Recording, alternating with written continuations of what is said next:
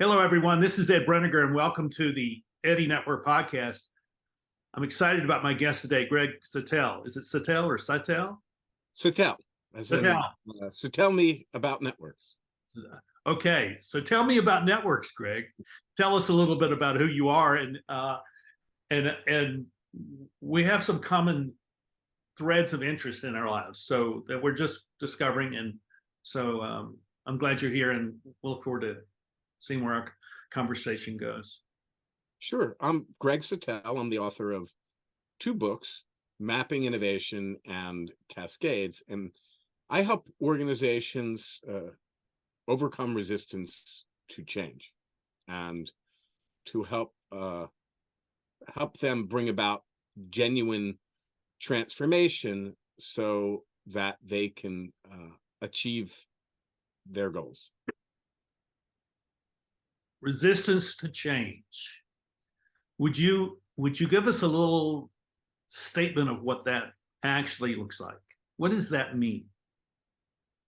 Well, I think there's a common view of change where it's something of a hero's journey, that there's some alternative future state, and that if you're good and true and you work hard and struggle, that eventually you will attain that future state.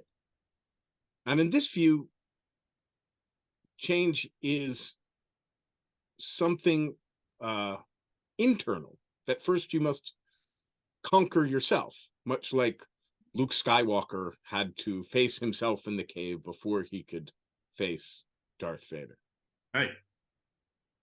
But that, much like Star Wars, is pretty much a fantasy. The true story of change is that of strategic conflict between that alternative future state and the status quo.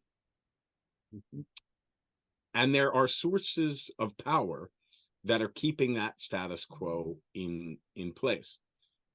So you need to identify and analyze those sources of power, which are essentially institutions, to bring that future state about. If there weren't sources of power protecting and supporting that status quo, it wouldn't be the status quo. It would be change.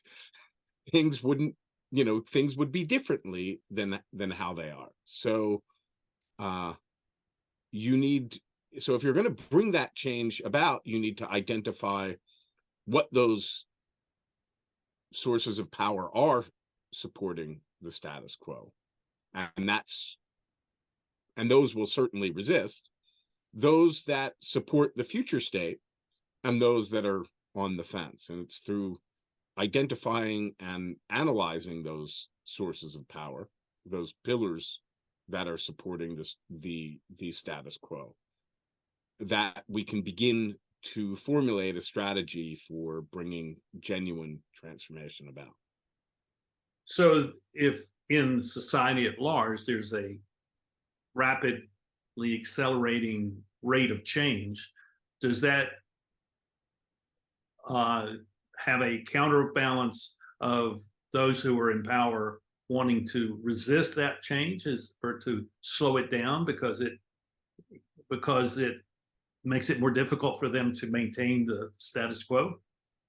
Well, I don't know that things are changing any faster. Certainly some things are changing faster. Other things are changing slower. Back in the 1950s and 60s, we had several new antibiotics coming out every single year. These days, we hardly ever. I mean, if one comes out every 10 years, it's a big deal. Certainly in the 1920s, when electricity and the internal combustion engine were first making an impact, things were moving very, very fast. We were, before 1920, most American households did not have running water or electricity or anything that you would call. Most Americans lived pretty much, like they did in medieval times. There wasn't, they used animal power and not machine power. by the 1950s, the vast majority of Americans had those things, had running water and electricity, and could travel more than and did travel more than 10 miles outside their house. So certainly in the 60s with the advent of computers, certainly in the 90s with the advent of internet. So I think we really have to say that it's not clear things are moving faster. Certainly with respect to industry in the United States, things, if you look at most indicators, things are moving a lot slower. We see much less churn in industries. We see, meaning that, you know, the industry leaders from year to year tend to be the same. We see concentration in industry essentially increasing. So this whole idea that we're disrupting industries, to be honest, I really don't buy. We're certainly disrupting people. People have much higher levels of anxiety and depression. People feel insecure. So I think there's both of those things going on. But I agree that there is this constant dialogue between the center and the periphery, where the center, let's call them institutions, are trying to increase their power. And we've certainly seen that. We thought that the internet meant the democratization of everything, where we can see in places like China and Russia and other places where actually authoritarian regimes have used technology to exert more control. So I think there is that constant tension between those, to your point, centralized forces, and what I call in my book Cascades, small groups loosely connected, united by a shared purpose. Yeah, I like that way you frame that, because that I see that's what happens in local communities, and that is where local communities build their resilience in facing the changes that are kind of imposed on them by these large institutional structures. You know, I mean, we can look at what happened during COVID as a lot of imposition of healthcare rules and policies upon people, and had, you know, an effect upon people that was demonstrative. And, you know, they, in many cases, they didn't know what to do. In many other cases, they said, well, I'm just not going to go along with it. And so I think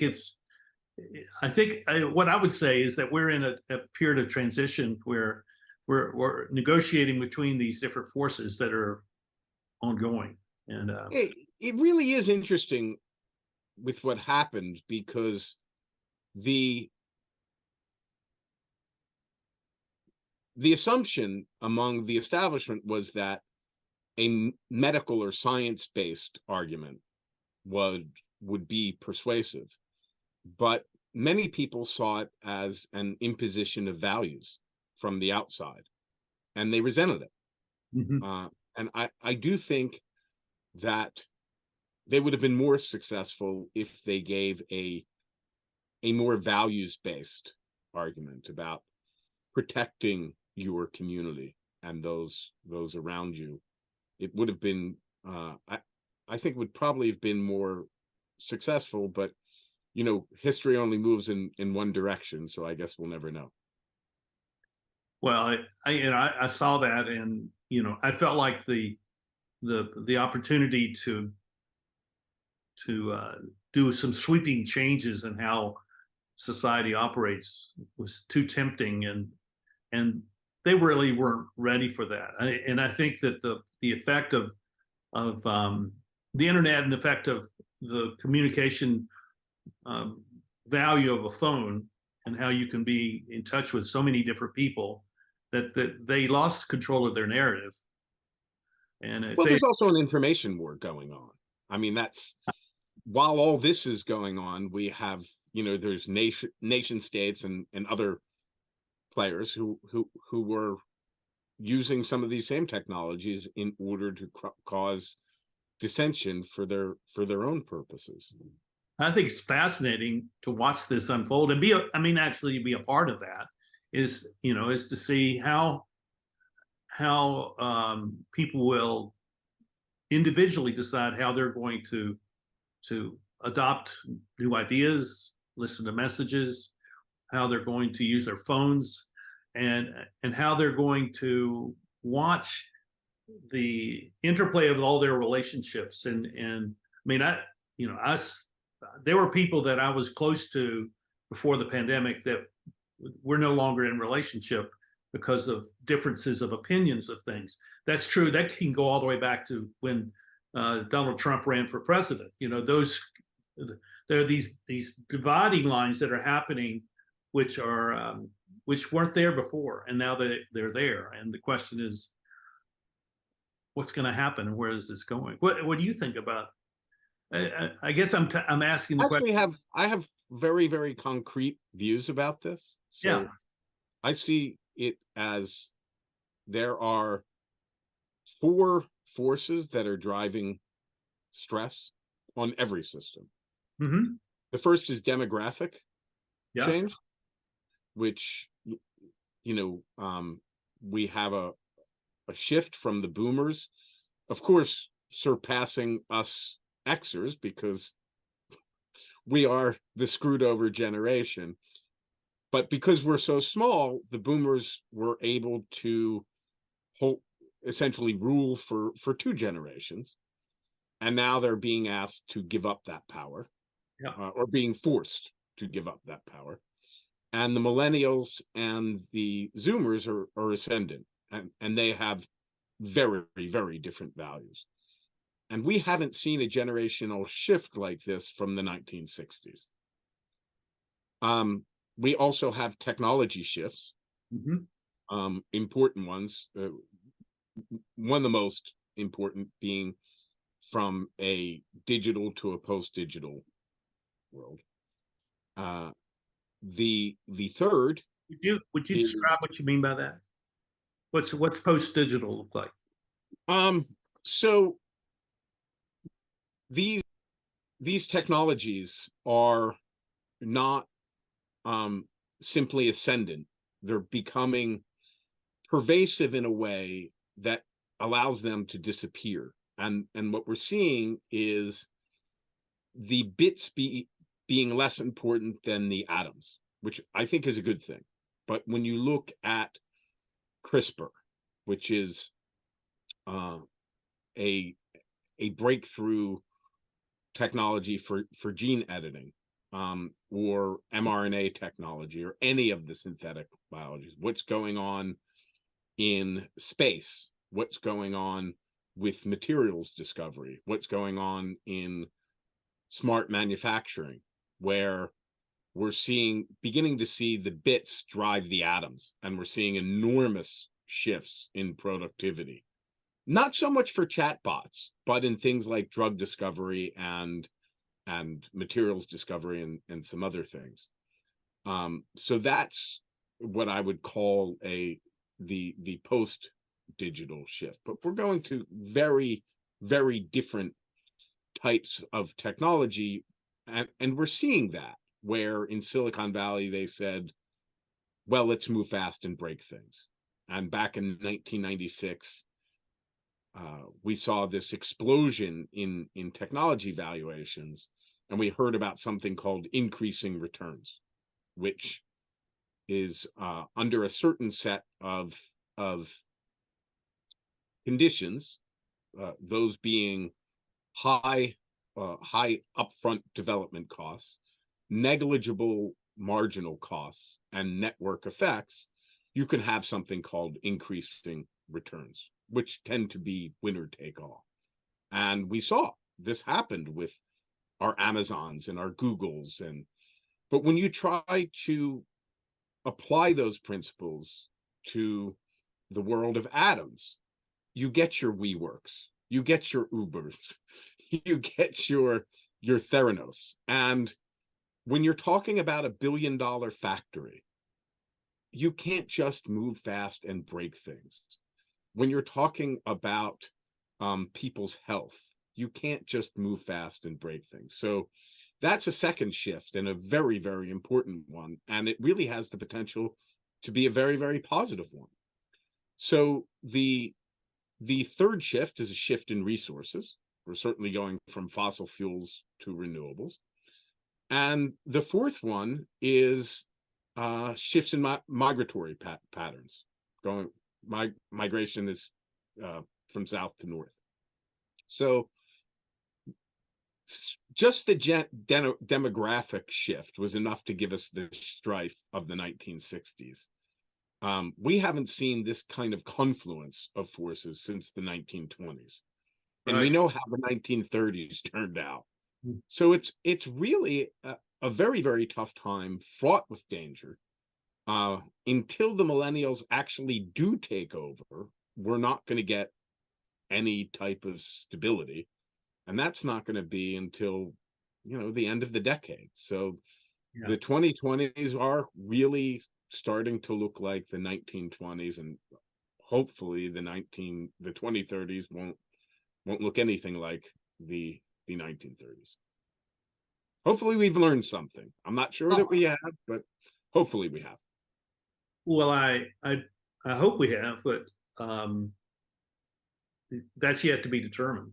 But the complexity of the world is such that it's much more difficult to, and I think this goes to why your book is important, why Cascades is important. It's much more difficult to do one thing and have the kind of effect it did in the 1920s and 1930s, because it was a far more homogeneous, far more it was less connected. I'm not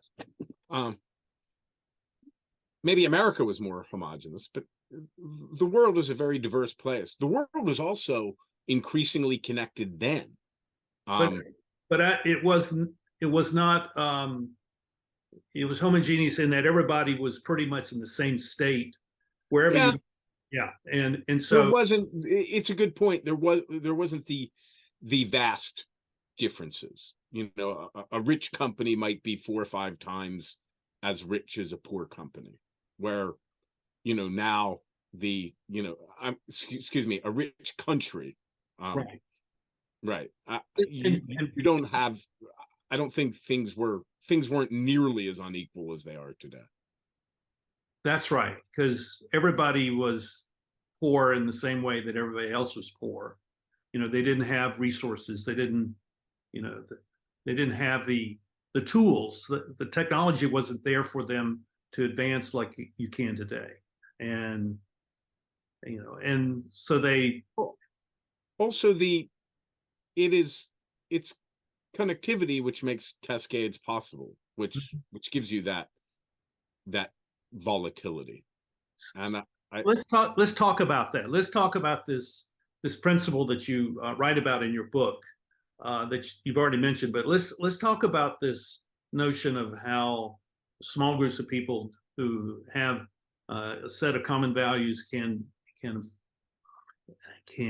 achieve some significant change, transformative change in a place or in society. Let's talk about that. Describe to us what your the points you're making in the book, so that we can understand better where you're. Well, first, I think we need to understand complexity.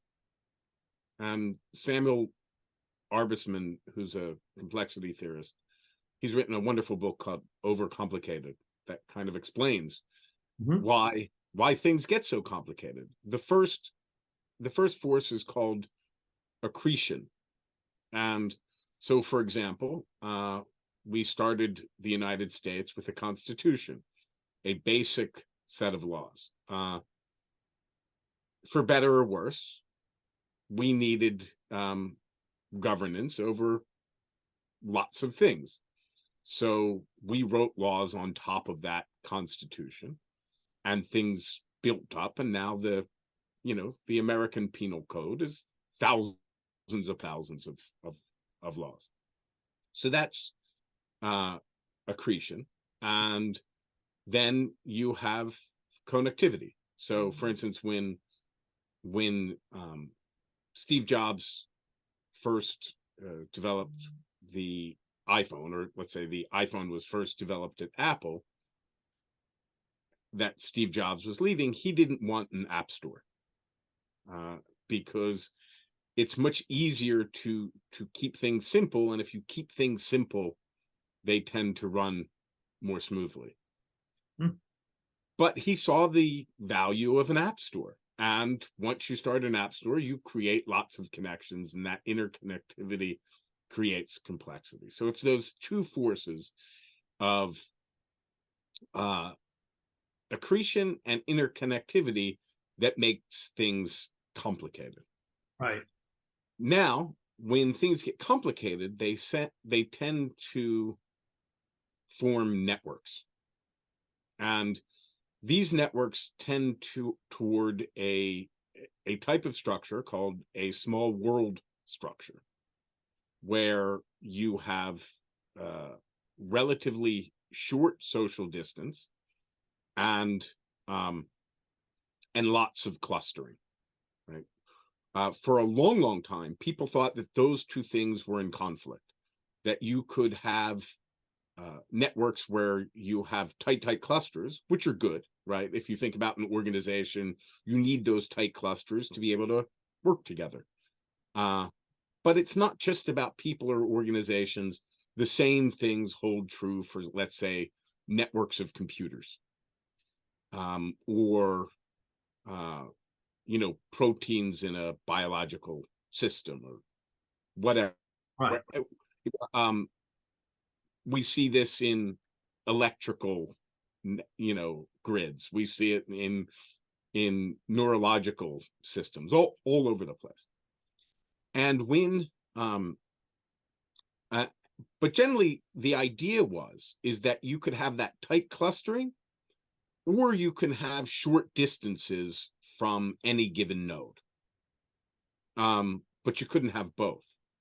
And what a scientist named Duncan Watts figured out was that actually you can have the best of both worlds, and actually networks tend to get that way with this tight clustering, but also because of random connections between the clustering, short social distances. Right. And networks naturally tend to get that way. Now, what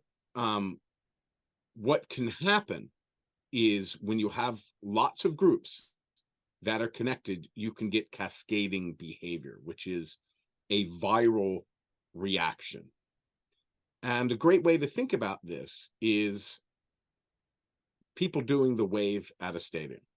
So we tend to think of a stadium as a large group of people, but that's not really true. If you think about it, it's a bunch of small groups of people, sitting right next to each other. Right.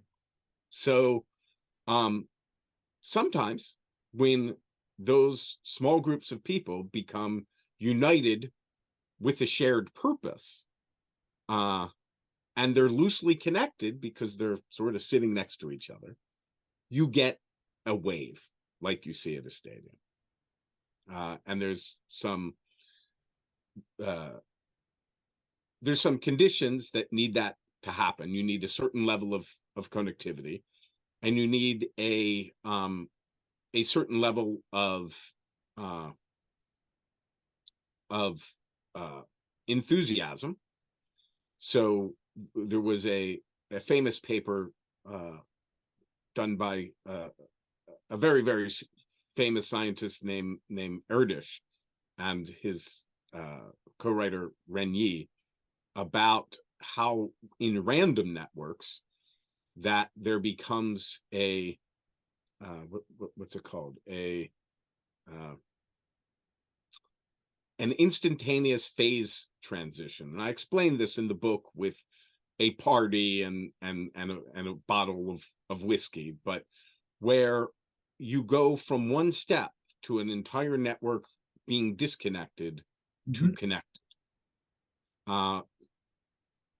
In reality, so in theory, it can be that last connection that makes a difference. In reality, what actually happens usually there's some sort of trigger that that lowers resistance thresholds.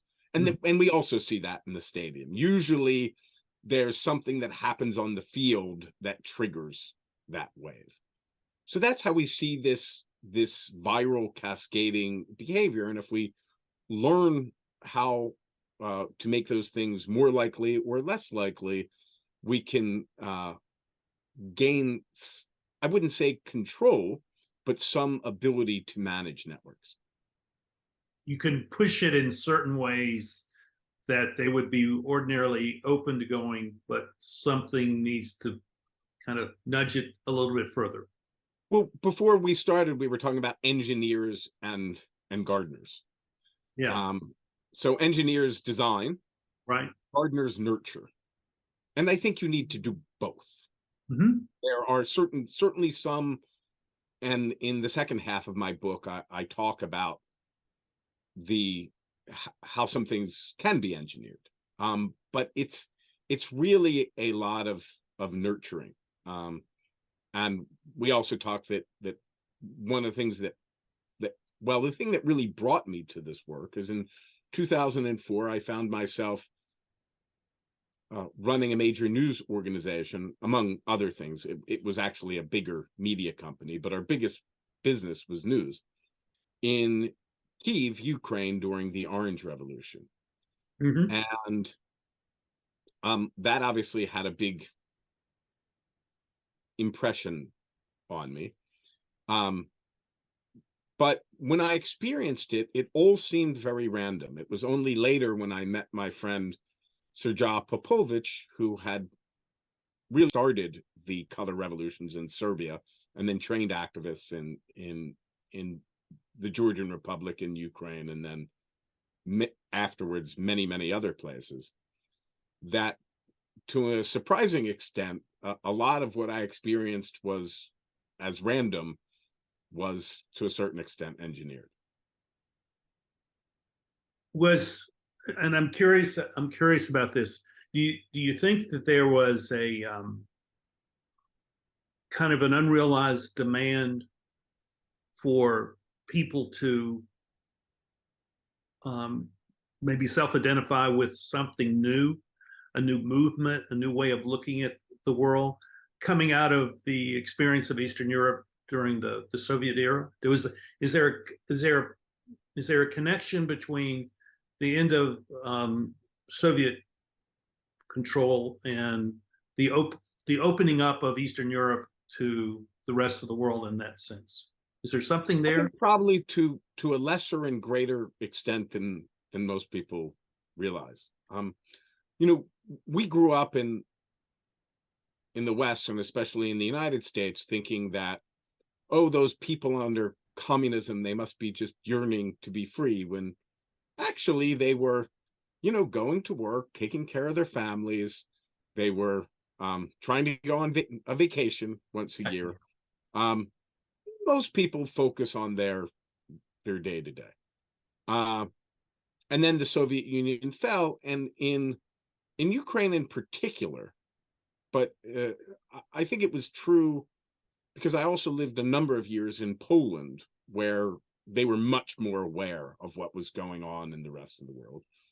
And they knew to a certain extent that people in Germany, people in America, in Poland, they really saw, because the cool kid in school was the one who just got a care package from Chicago. Right? They understood that people outside the Eastern Bloc had things that they didn't have. And they certainly didn't like being under the thumb of Russians, and that goes back centuries. Yeah. In the Soviet Union, they generally did not know. So, but 1991, you can tell a lot about a person in the former Soviet Union by what age they were in 1991. Mm-hmm. So people who were, let's say, under the age of 10 in 1991 have no real memory of, much less nostalgia for, the Soviet Union. So if you look at Ukrainian presidents, the former Ukrainian president, Petro Poroshenko, he's, I believe, in his 60s, I believe. So, it's 2020 now. 1991 was roughly 30 years ago. He was an adult in 1991, and he did quite well. He made a lot of money, and he was able to credit that system in which he arose, even though he understood there was problems with it, and to a certain extent worked to change it. You look at Zelensky, the Ukrainian president, and pretty much all of his advisors and staff. The oldest of them are in the mid-40s. There's very few of them over 50. Well, we do the same calculation. 1991 was 22 years ago. If you're 45, 32 years ago. If you were 45, well, you were only 12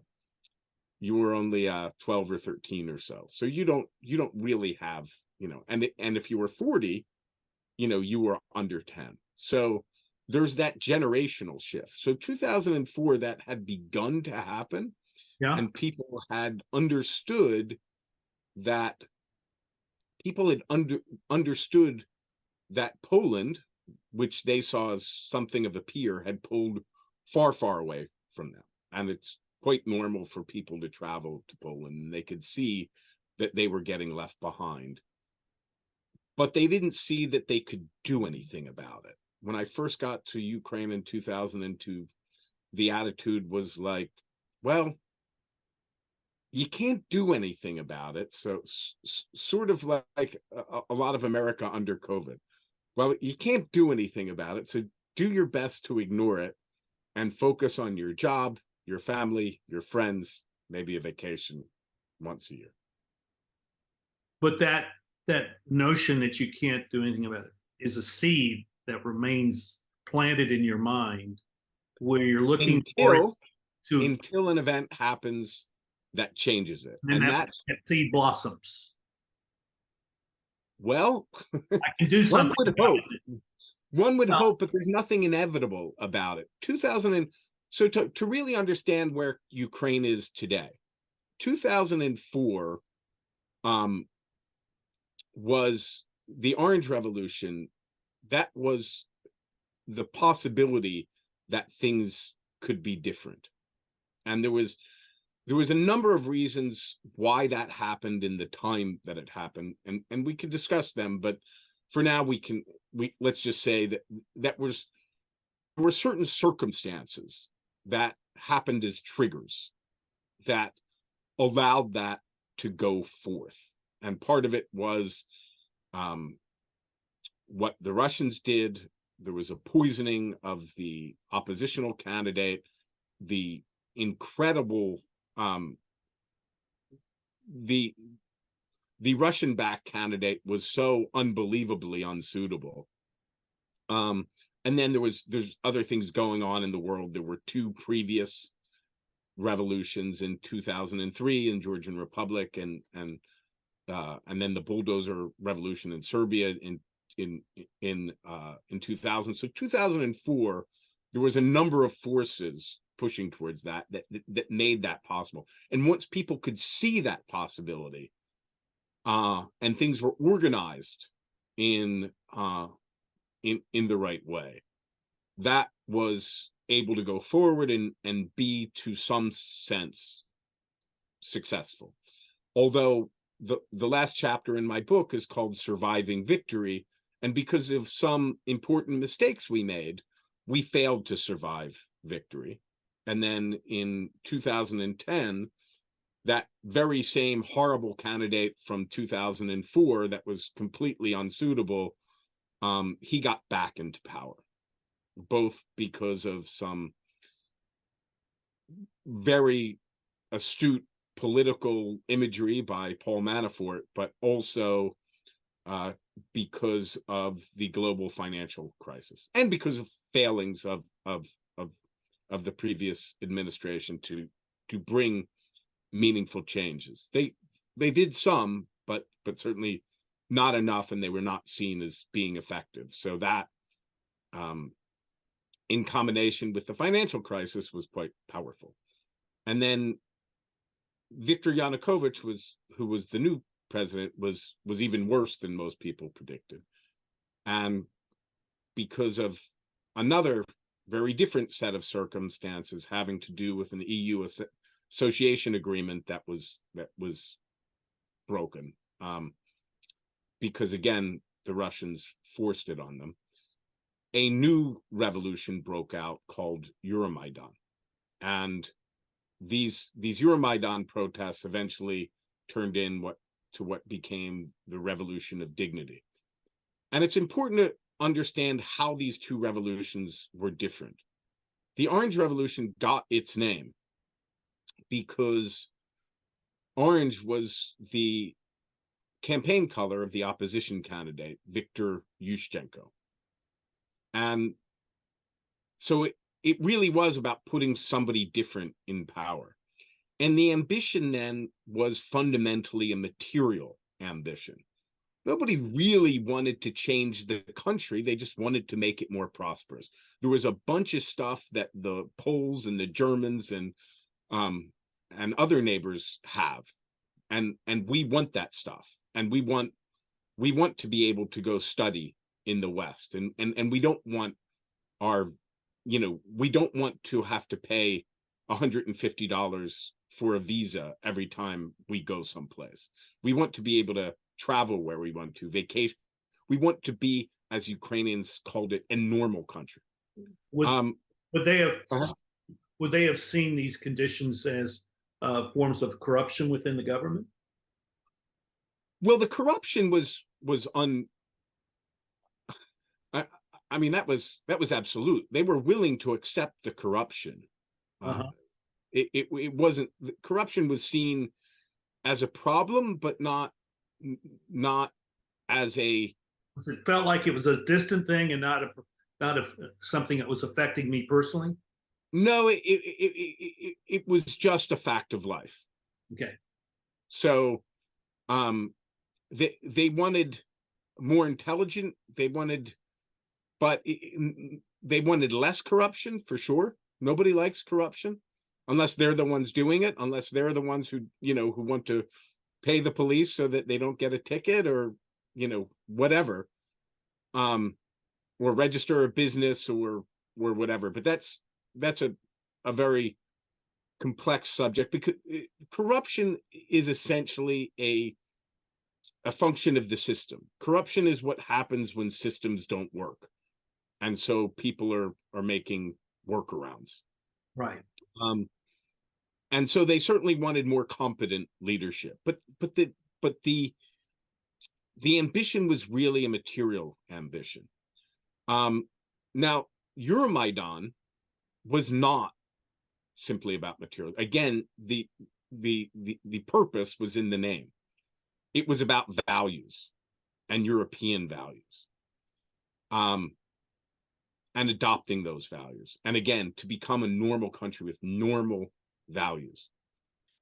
And that's why it succeeded much, much better than the Orange Revolution did. The Orange Revolution was about a political candidate. Once he failed, the movement did too. After 2014, because it was about values, and the new president did have lots of shortcomings, and was in many ways an admirable person. We sold our company to him, and I can tell you he took journalistic values very, very seriously and did many things to protect our journalists. But he certainly had his failings and was certainly too attached to the old system that he had become so successful in. But because the revolution was based on values, it was able to continue with the new president, Zelensky. And that's very, very important. You can never bet your revolution on any particular person or program or technology or policy. It always needs to be rooted in values. And that's why that's why the second Ukrainian revolution was so much more successful. And then you can see those values at work and the legitimacy of the government at work with this war with Russia. And this is really the third Ukrainian revolution where it's not just about values, but it's about belief in themselves. That is fascinating. So is the Ukrainian story then, does it have a universal application to the rest of the world? Yeah, I think it does. And it gets back to what we were talking about before, about the status quo is always kept in place by sources of power. Mm-hmm. And that was certainly true. There were certainly things that were keeping that status quo in place. And it's the same thing in an organization, in a community. So you need to identify those sources of power, both to, you need to be clear about what the grievances are, about what the needs are for change. Also clear about what the future vision was. You know, when the future vision was putting Yushchenko in power, who was a technocrat, not an old communist boss, there wasn't much of a vision for the future. Just that government would be better, more honest, better run. It wasn't exactly clear. We just knew we wanted to break. Everybody knew they wanted to break from the past. They wanted something over there that's much better than what's over here. Where certainly during Euromaidan, integration with Europe, the vision was certainly more clear and more enduring. But identifying those sources of power, which are always institutions. So if it's something like a revolution in a country, those institutions can be things like the police, the judicial system, also international organizations, religious organizations, business organizations, civil society organizations, and there was examples of all of them. Then, but you also need to be clear and explicit about your values, and that as well makes a big difference. And then you need to be able to mobilize people to influence those institutions. So those massive marches that you saw, those were part of the end game. You know, in America, when anybody wants to advocate for change, they want to march on Washington.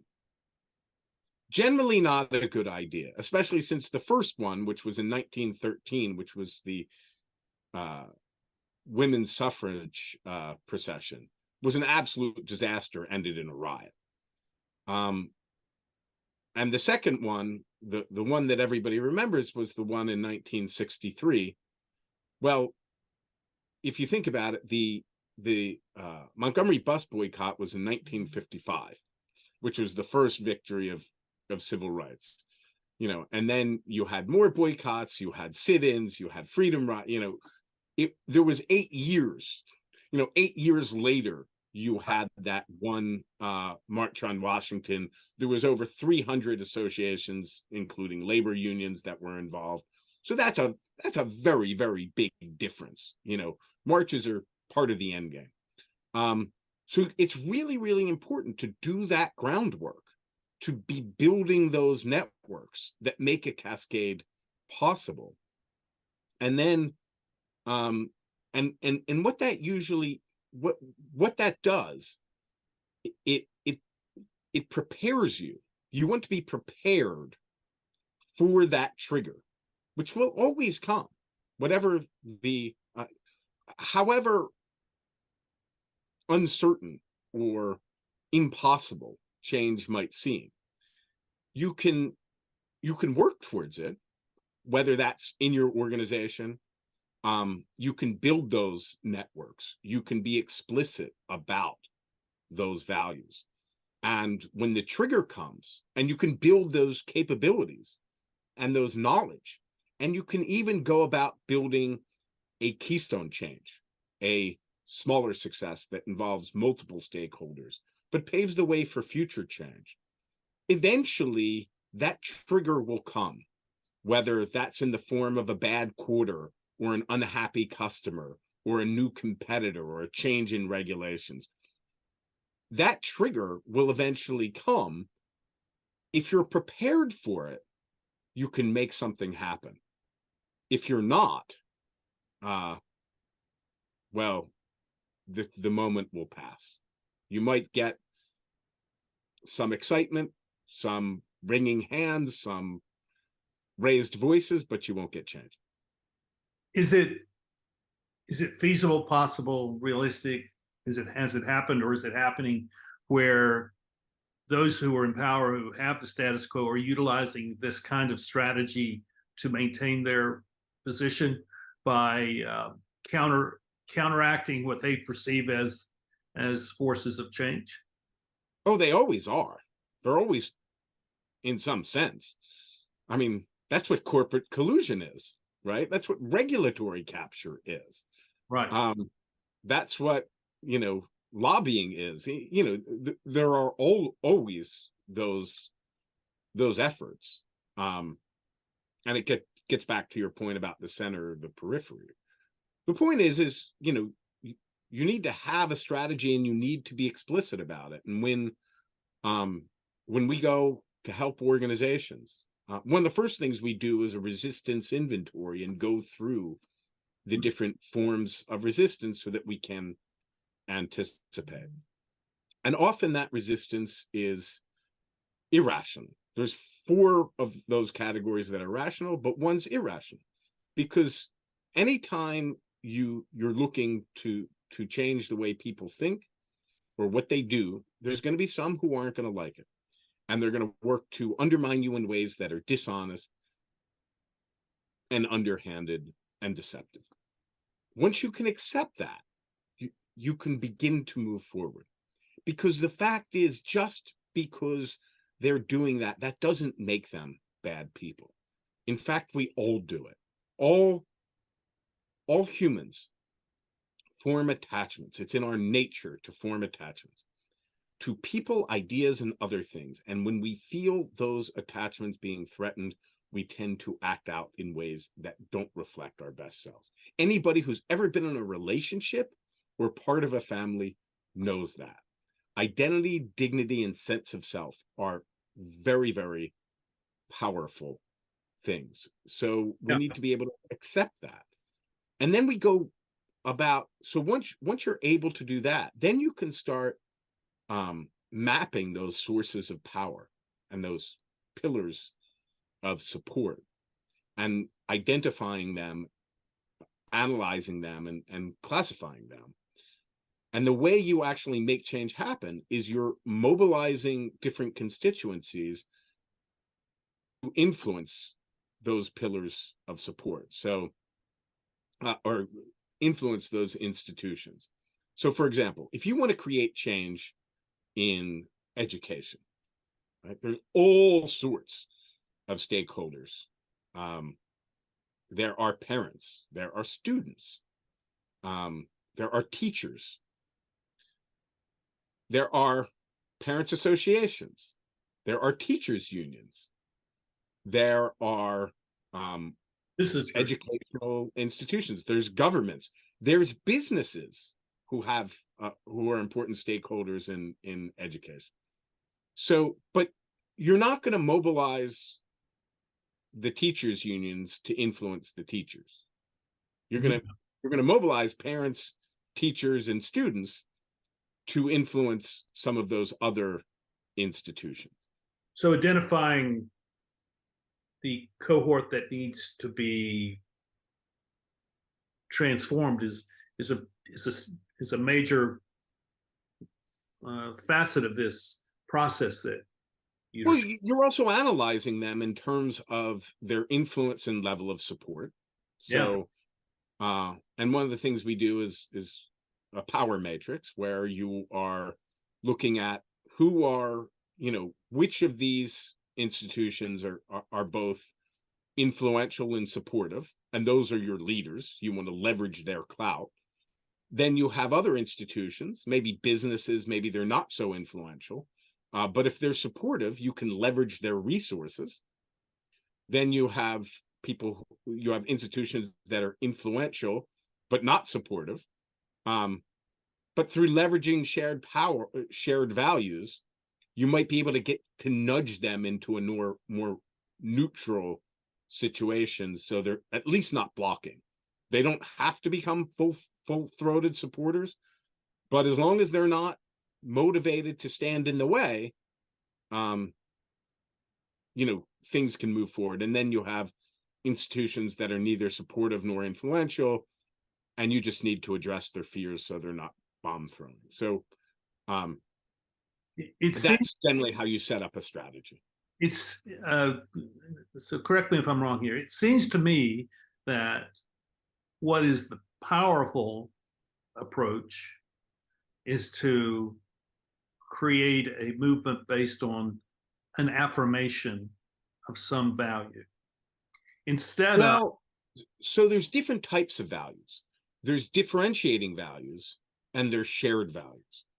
Differentiating values, and we were talking about COVID before, differentiating values were things like the science, right? That science were, which were certainly part of what needed to happen. However, it's shared values that bring people in, people being, keeping your community safe, right, keeping yourself safe. And we see this all the time. Anybody who's ever seen anybody come back from an agile training has seen this, that they want to talk about the agile manifesto, which is a very, very clear set of differentiated values, which makes the people in the agile community so passionate. And that's a big mistake that people make. When you want to bring people in, you don't focus on the differentiating values that make you so passionate, but the shared values that can be a bridge. Obviously, if you're a doctor at the CDC, you want to talk about the science, but that might not be the best way to bring people in. Well, I'm thinking about what we've witnessed over the last couple of weeks related to Israel and Palestine and Gaza, and in the protests that have resulted here in the States, and what the effect of those protests are, because in some cases they're protests against one side or the other, and I guess my question is, if the value proposition in your protest is really a negative about something against something, how difficult it is to maintain the passion and the loyalty and the commitment to that cause. Well, that's how you fail to survive victory, when you begin asserting values that are not widely shared. Mm-hmm. And you can see a lot of this going on, because the Palestinian activists were very much targeting elite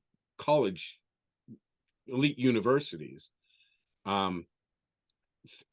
through much of their activism, and they got this idea. The anti-apartheid movement did the same thing, and that's essentially how apartheid ended. A huge part of it was because mobilizing the students in this way led to a boycott of Barclays Bank in Great Britain, which became one of the first major companies to pull its investments out of South Africa.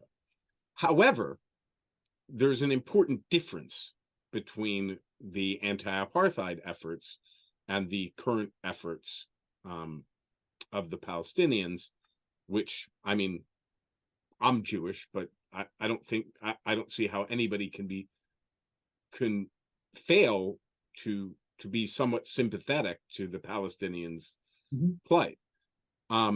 However, I think if you can't win with half a strategy, and the university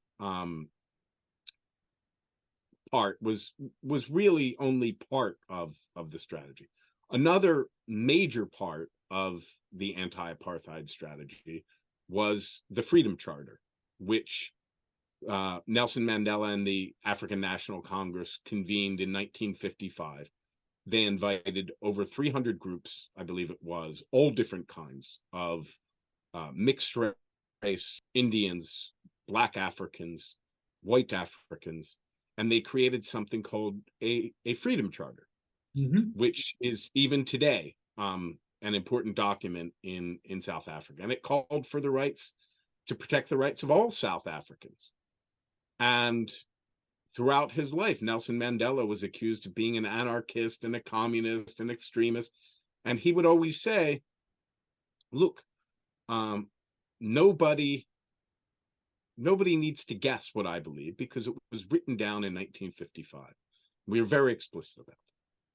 And that's the problem that a lot of these protests are running into, that when you look at the founding documents of Hamas, and you look at what is being asserted at a lot of these protests, most people do not see values that they share. They actually see values that they consider reprehensible, and that's going to be a problem for them. Yeah.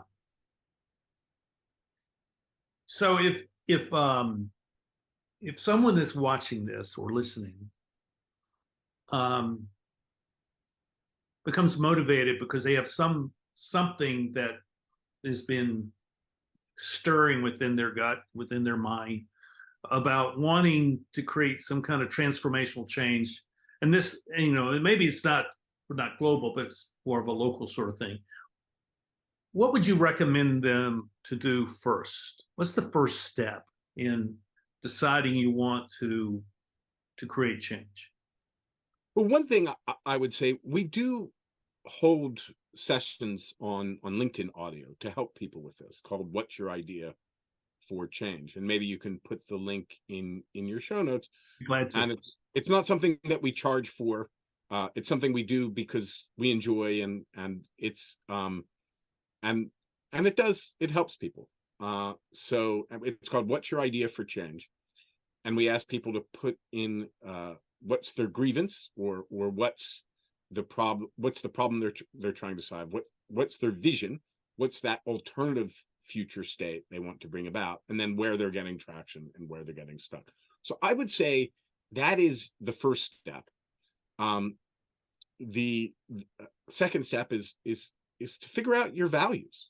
What are your values? Because values imply costs and constraints, right?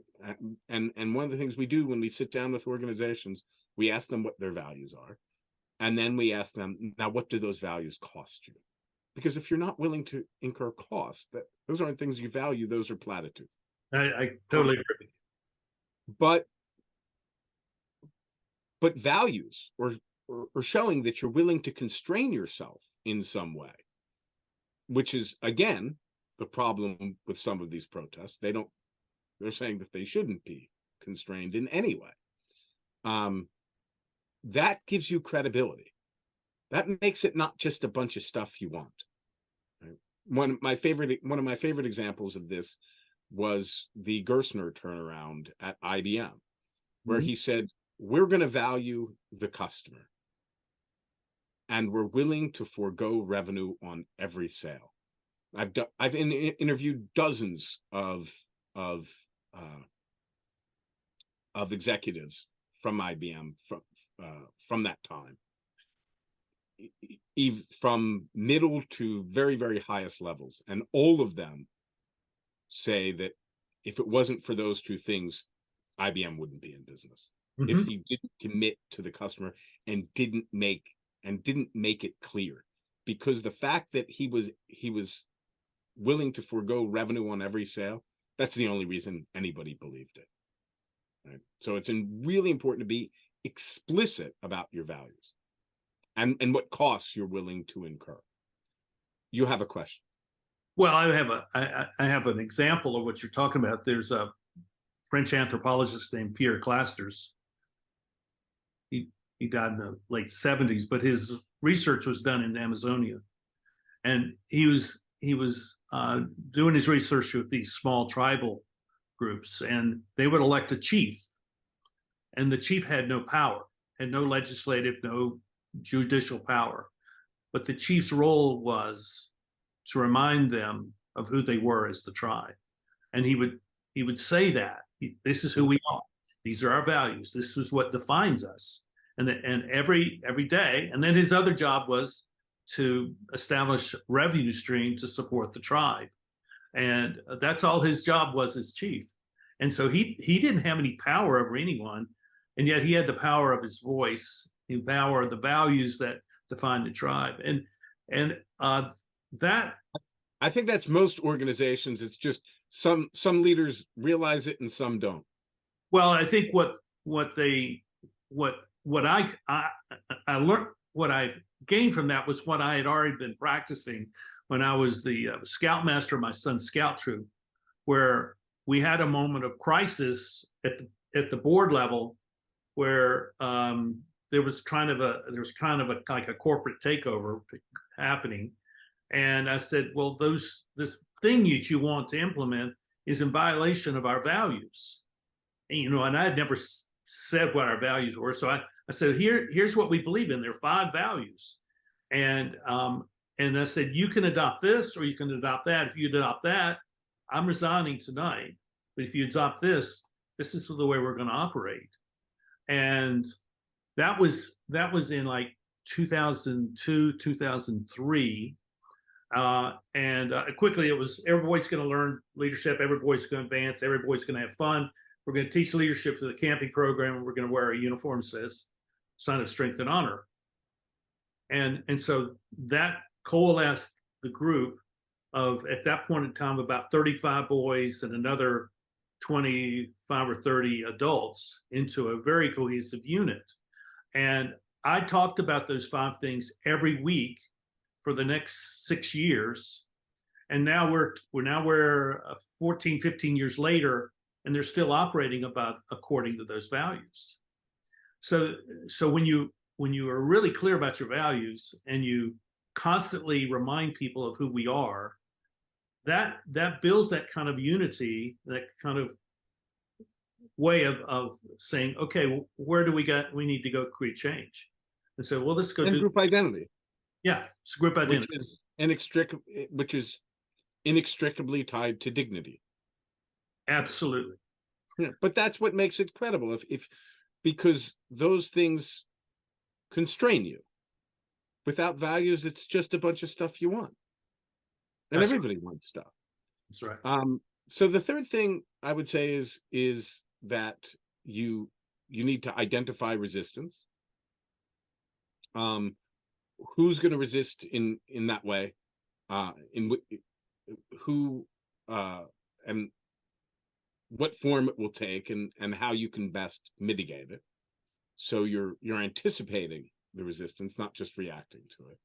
And then you want to build a strategy. How are you going to mobilize people to influence institutions? You're always mobilizing somebody to influence something. And those are the questions you want to ask about each and every action you take. Who are you going to mobilize and to influence what?